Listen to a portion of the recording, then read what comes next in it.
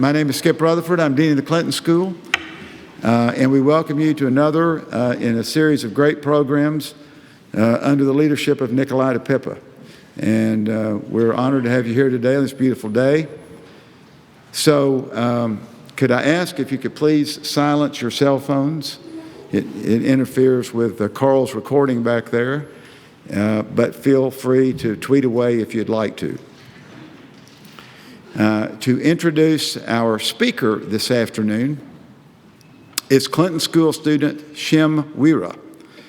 Shem received his Bachelor's of Political Leadership at the Catholic University of Malawi. He served as Executive Secretary and co-founder of Citizens Alliance and is very much interested in agricultural entrepreneurship. He's working at the Clinton School with the Arkansas Hunger Relief Alliance, evaluating the impact of school breakfasts and other initiatives. And when he came to the Clinton School from Malawi, he has now experienced snow for the first time in his life. Please welcome Clinton School student Shem Wira.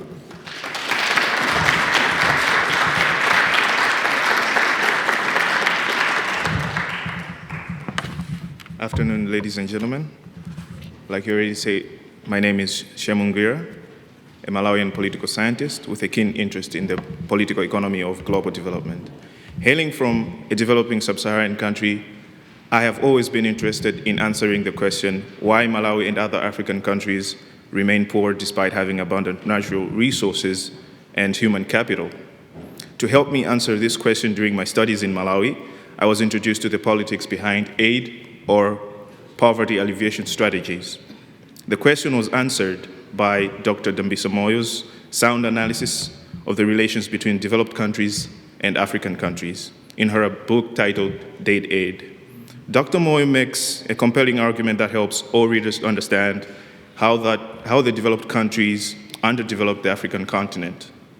She points out how aid conditions made Africa dependent on the developed countries. This has left many African countries desolate as they aim to satisfy donor needs without focusing on the individual needs of their economies. I would like to quote from Dr. Dambisa Moyo's book titled Date Aid. I quote, "I wish we questioned the aid model as much as we are questioning the capitalism model. Sometimes the most generous thing you can do is just say no," end quote. As a result of the aid model, there has been rampant corruption because of the presence of free money and lack of policy innovation due to strict conditions attached to aid. A good case of corruption is the country where I'm from, which is Malawi in the sub-Saharan African region. In Malawi, the government lost about $30 million in a space of 6 months between April and September of 2013. This scandal in Malawi is popularly known as the Capitol Hill Cashgate. This is a reflection of how donor aid meant for the poor families in the villages and the sick in the hospitals is mishandled. Dr. Moyo continues to provide an avenue for Africa's development process to gradually abolish donor aid and ensure Africa's economic independence. Her literature is paramount to the students and practitioners of public service because her books or her literature and her philosophy guides all the public service students and practitioners in this room and outside this room to transform people's lives effectively. To further enlighten us on this topic, ladies and gentlemen, I present to you Dr. Dambisa Moyo. Thank you.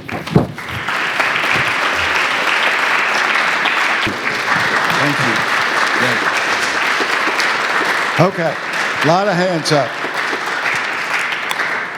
All right, Bob, let's see. Let's go right here, right here. Just right here.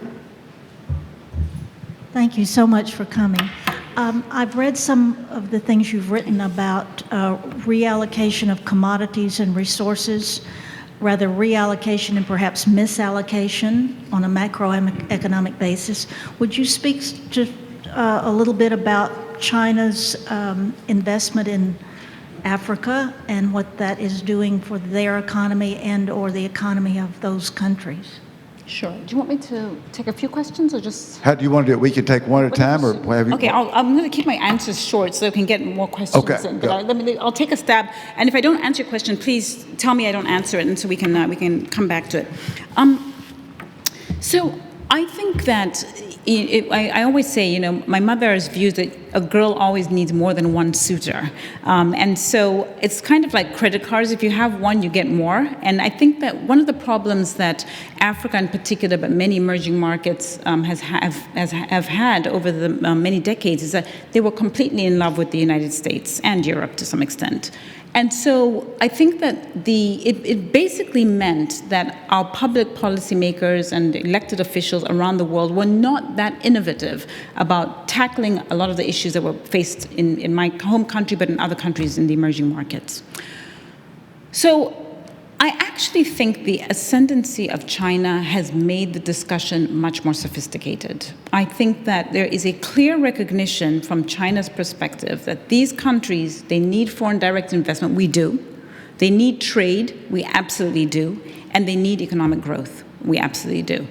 And rather than trying something for 50 years, which we have with the aid programs, and really not getting much progress, yes, they're Band-Aid solutions. So can I say I went to a government school in Zambia? I sure did, and it was probably funded by some aid money. Absolutely. But that's very, very Band-Aid-like. We're solving a situation for today, but where is the economic growth going to come from so that when I graduate, I can find a job because the economy is growing? And that's where the problem of something like an aid system falls down. You end up with the corruption, et cetera. So the fact that China came in with a completely different model, and China, to be very honest with you, they don't make any other qualms about what they want. They don't say, we're here to talk about democracy or religion and preach the good word of God. They're like, listen, you have commodities, we don't. China has 7% arable land in the country, 7%. They need to feed 1.3 billion people. They're not sort of prissy about it. They need resources. They need food. Africa today has got the largest untouched arable land in the world. It's a no-brainer. So the fact that China has decided to be an investor in these countries, not just Africa, it's the largest trading partner of Brazil, largest trading partner of Colombia, foreign direct investor, even in Canada, to your north. The largest recipient of Chinese foreign direct investment is Australia. So around the world, countries are like, we actually need this money to fund our trade, to fund our development. We need to engage in trade. We've talked about it already. Trade is such an important pillar for economic growth. So I do think that there's a very compelling story for China to be out there in the world. And it has been really a miraculous turnaround for many countries around the world. Now, on the negative side, those are the pluses. On the negative side, and I actually don't think this is really negative, the onus has now shifted to African governments and South American governments to make better decisions for their people. The Chinese will get away with murder if they could. What most people do. I mean, let's just be honest. The United States companies, many of them, not all, but some of them have a history of going to places where the standards were a bit lower and behaving badly. Fortunately, there's been so much development in the United States over the years where investors put a lot of pressure here at home saying we're not going to tolerate a company, American company, going out to country, somewhere off yonder and behaving badly. So there is pressure here. But the truth of the matter is that the responsibility, I believe, is ultimately for the people that are held responsible in those countries to take care of those countries. I don't blame China for going into a country and saying, oh, the standards here are pretty low. We'll just make T-shirts and, too bad, whatever the conditions are. I blame the governments more because as a Zambian, I expect my government to battle and to fight for the benefit of my population. That's why I elected them. If they told me that they didn't care about me, I wouldn't have elected them in the first place. So, yes, there are issues, and China should not be given a red carpet, no pun intended on the red carpet, but a red carpet to come in and say, do whatever you like. But I think rather than us blame the Chinese and say, oh, the Chinese are wrong, they should, it's neocolonialism or slave labor. So there's a lot of I guess, sort of old wives' tales. Like, can I even say that? I know the Americans are very politically correct. So you allowed to say old wives' tales anymore? I don't know. Anyway, you know what I mean. There are a lot of stories that go around that I think don't really reflect the situation. If China tomorrow turned off the taps and decided not to trade with my country or to not invest in my country, it's a serious problem for us because we can't get that money anywhere else. And yet we need it. We need it desperately. And I will tell you, currently this is one of the biggest problems the emerging market countries are facing today. Because China's economy has slowed down. As a consequence, the economic growth in many emerging markets, I gave you a snapshot a few minutes ago, is also slowed down. It's a real issue because that almost invariably ends up being a political problem in our countries. So I would not say, China, you're really bad, stop investing in these countries, which is what the language tends to be in many politicians, particularly in the West. I think the language should be like, China, you also have a responsibility to make sure that things are better. Engage more aggressively with the government in the host countries and make this a symbiotic relationship that works for both sides. That's the kind of language and discussion I want to be a part of. But having China chased out of South America or Africa or Asia because we think that they're bad and horrible, it's got so many significant knock-on effects for our societies, which are just downright unfair. And I think we should really not encourage that. Claire, we've got a question right here at the back.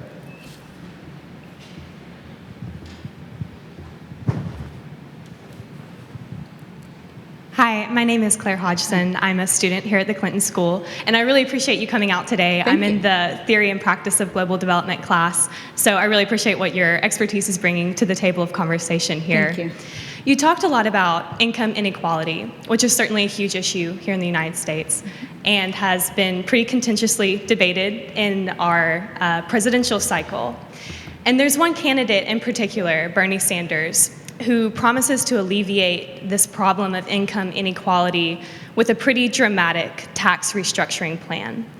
And the Tax Foundation of America recently came out with a report that stated that while his tax plan would raise our revenue by about $13.6 trillion over 10 years, it would also cause about a 9% decline on our GDP. And I believe that income inequality is something that we need to address, and it's taking a huge toll on our country. But my question for you is, how would the rest of the world react to this pretty dramatic decline in our GDP? And is it worth it? Would it cause more harm than good while trying to fix our problems in our country? So thank you for that. I've decided not to wade into the U.S. political debate because it's sheer comedy for me to just watch all these different. That's democracy, right? So I don't know the specifics of Mr. Sanders' proposal, but the U.S. is growing at 3% a year. So if it's -9, I don't know that report, I haven't seen it, but let's take it at face value and say you're right and they said it's 9%. My mathematics, I was taught in Africa, so I'm sorry if my mathematics is wrong, but 3 minus 9 is a big negative number. It's -6 if I'm not mistaken. So that is a recession in the United States. And as I mentioned to you already, a recession or any bad path that the United States takes, lack of investment in education, bad investment in infrastructure, not caring for innovation, trade, global engagement in a more sophisticated way, those types of things are not good value for human progress and for society as a whole. So I don't think, and actually what you've just described is another tax and redistribute policy. I don't like people just going to the old toolkit and repackaging it and trying to sell it as something different. I've been very honest with you. I'm not going to stand here and say I know what the answer is, but I also feel that it's unfortunate that the political process doesn't encourage people to say, look, I don't have an answer, but I recognize that this is an incredibly important policy and issue, and as your president, I will bring together experts in the field to see whether there's some middle road, because we've tried these different. That would be a more interesting conversation. That's the type of person I'd vote for over somebody who's repackaging stuff that we've tried and hasn't really worked. And I don't see how that would actually work in particular. So I'm sorry my answers are vague, but I try to be more of a pragmatist on these things. And I think society deserves better than being, sold a sort of dud bill of goods, I think. So that was what I would say on that. Yes, sir, right here. Thank you. Not once in your comments did I hear you talk about, on this road to economic growth for people, what are we going to do about the environment? Mm-hmm. Because if you pick the United States and the first world as an example of improving standard of living, it came at the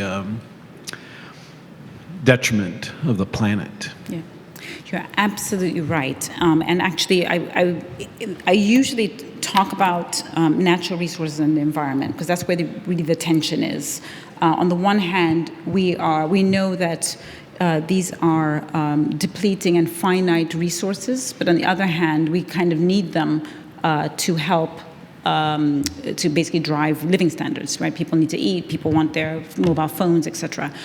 So it's not that I haven't thought about it, and by far, please don't misunderstand that I don't think it's an absolutely central debate that needs to be also properly debated and not at the margins, sort of at screaming matches. But I think that here's how the debate is currently framed. Well, let me put it this way. Here's how I think the more sophisticated debate is currently framed. Of course, we all know the extremes: don't believe in climate change, believe in climate change. I'm not talking about those. I'm talking about in the middle, the more nuanced debate, I would say, is really about demand and supply. So what sort of taxes we might put on different societies. So what do I mean exactly? There are a lot of people who would say, you know what, we need to actually convince people in the emerging markets that they don't want to live at the US standard of living, okay? Because if we can convince them of that, then we won't have so much pressure on natural resources, and therefore we can then replant in the environment, and we can focus on getting ahead of the problem by actually investing in other technologies, so solar, R&D in desalinization, et cetera. It's a whole range of things. Personally, as somebody who was born, raised, educated, sick in African hospitals, spent the majority of my life in Africa, I don't believe that that is a story that you can now go and convince people in the emerging markets to believe. I think it's a very hard task.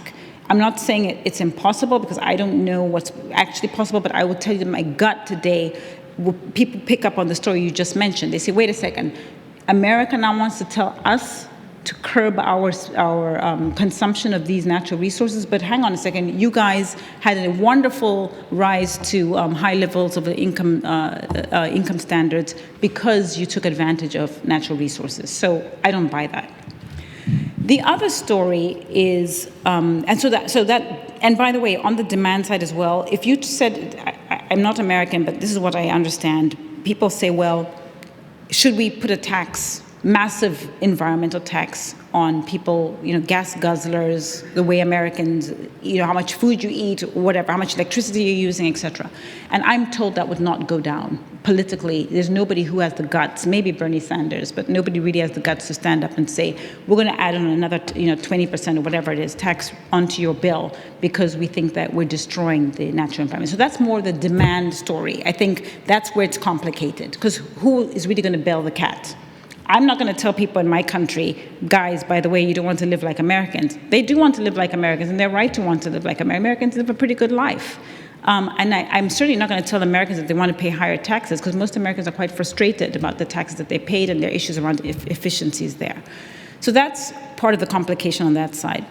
The supply side discussion is really, and I touched on it already, is about investment in alternatives. Now, this sounds like it's very promising, but my concern is that the leaders in that debate are not the United States. And to the extent that it is the United States, it's usually private sector of the United States. So individual billionaires who decide they want to rule around with nuclear energy as an option. People who are more interested in desalinization. So the government itself, the U.S. government is I'm not, again, it's not 0-1. They are involved, but I'm just saying that we need much greater involvement from the United States on these issues on the supply side for it to be a much more compelling story. Copenhagen, a few years ago, before Paris, there was the Copenhagen Consensus around the environmental changes. I'm glad to see that there's been some progress made in Paris in December. But you may be aware that at that meeting in Copenhagen in 2009, the emerging market countries decided to meet without the United States or the developed countries, because they said that the agenda is completely different. You guys are trying to convince us not to improve people's living standards in our society. We can't do that. And, yes, it's not that we don't understand that green growth and slashing down trees is a bad thing, and we want more green growth, etc. But it's very hard to convince our populations that that's the way forward. I'm going to leave you with this dilemma. And it goes down to the question of taxes, but also incentives. So, a friend of mine is involved with it sounds like a divergence, but please bear with me. A friend of mine is involved in one of the large beverage companies in the United States, and they have a lot of sugar in their drinks. But the management is also very conscious that there's too much sugar in the drinks, and they decided, look, we're going to try and get ahead of this problem. So management went to the office and said to the employees, guys, let's be honest here. We have a moral imperative. Nobody wants people dying from obesity or from diabetes or any disease related to sugar. Let's get ahead of ourselves. Let's do the right thing. I want to encourage you to start selling drinks that have less sugar. And basically there was no movement. People were like, yeah, okay, whatever. They said, okay, this is not working. So we can't appeal to the moral imperative. We're going to go back and give them incentives. We're going to give them cash. The people who actually come up and show up with new ideas to stop sugary drinks, we're going to give you money. This goes back a little bit to that conditional transfers kind of way of thinking. Nothing happened. People were not swayed by the money thing. What do you think actually encouraged people to change behavior? Threat of punishment, threat of lawsuits. So I throw that out to complicate things, and there's a lot of literature on how do you incentivize people who are benefiting in the current state to change their behavior. How do you convince Americans that they should not consume as much energy, as much water, as much other natural resources? I'm not the person to do that, but I will tell you that the literature is not very optimistic about how you actually do it. You have to almost threaten people. And maybe a tax, I think there'd be such a blowback from the US population. I can tell you in the emerging markets, people will not buy this story. So. There are a lot more questions, I know, but I hope you will come visit with our speaker when we conclude. This was a fabulous presentation, Dr. Moyo. Very, very good. Thank you all for being here. And please come visit with us.